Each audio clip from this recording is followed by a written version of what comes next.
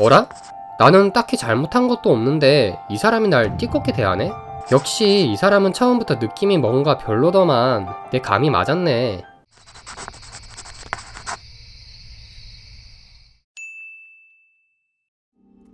혹시 주변에 적을 많이 둔 사람을 만나본 적이 있나요?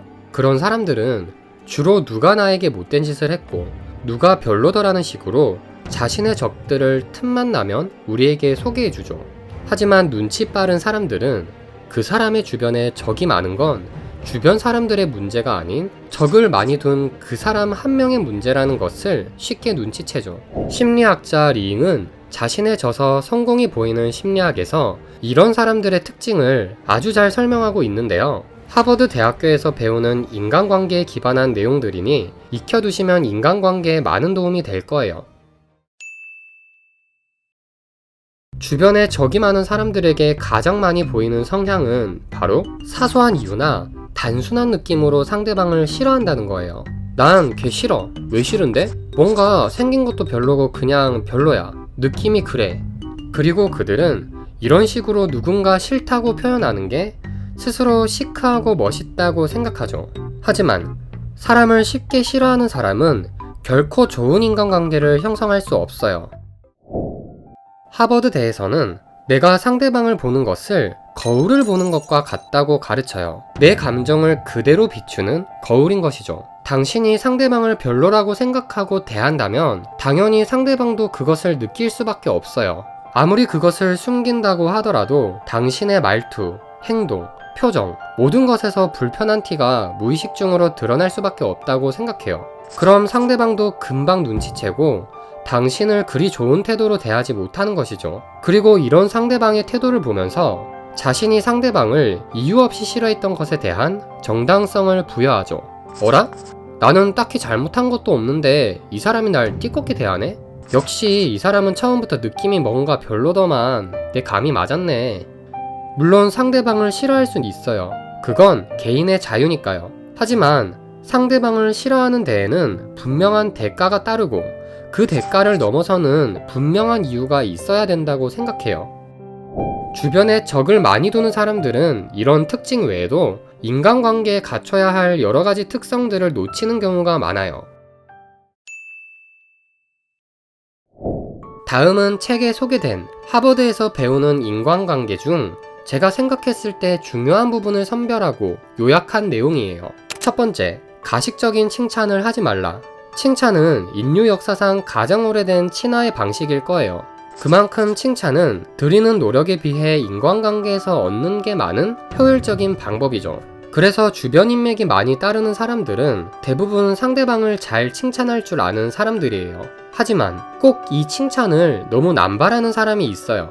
아니, 칭찬이 아니고 아부라고 표현하는 게 맞을까요? 주변 사람들은 결코 바보가 아니에요. 겉으로 표현을 안 할 뿐이지 당신이 칭찬을 너무 남발하면 이건 뭐 나를 놀리려고 그러는 것 같은데? 뭔가 다른 목적이 있나? 너무 부담스러운데? 와 같은 생각들을 하게 되죠. 그래서 어떤 게 칭찬이고 어떤 게 아부인지 잘 구분할 줄 아는 융통성이 필요하죠.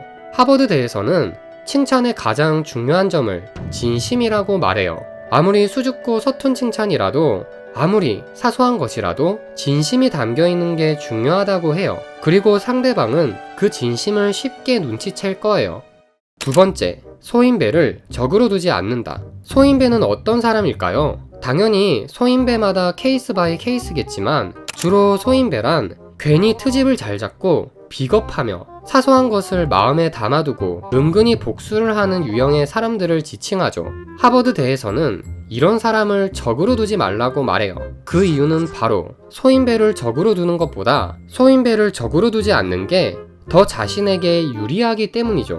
소인배가 당신이 자신을 적으로 두었다는 사실을 알게 되면 그 소인배는 당신에게 앙심을 품고 당신에게 굉장히 귀찮은 행동들을 하기 시작할 거예요. 한 명의 소인배에게 등을 지느니 10명의 군자에게 미움을 사는 게 낫다 라는 말이 괜히 생겨난 것이 아니죠. 물론 적으로 두지 말라는 건 굳이 가까이 지내라는 뜻이 아니에요. 적절한 거리를 유지하되 대놓고 공식적으로 적으로 만들지는 말라는 뜻이죠.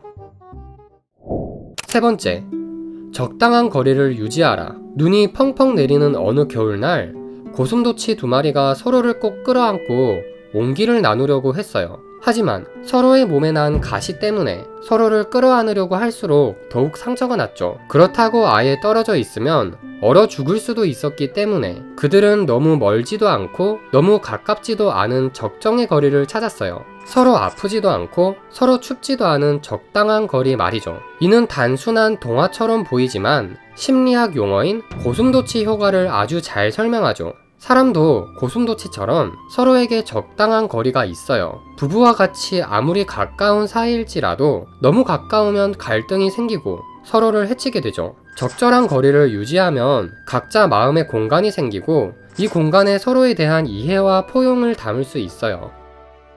인생에서 인간관계보다 더 배우기 복잡하고 힘든 게 있을까요? 저도 아직 인간관계가 많이 부족한 만큼 이런 영상들을 제작하면서 여러분들과 함께 성장하고 싶네요. 그럼 조금이나마 도움이 되셨기를 바라며 저는 또 나중에 찾아올게요.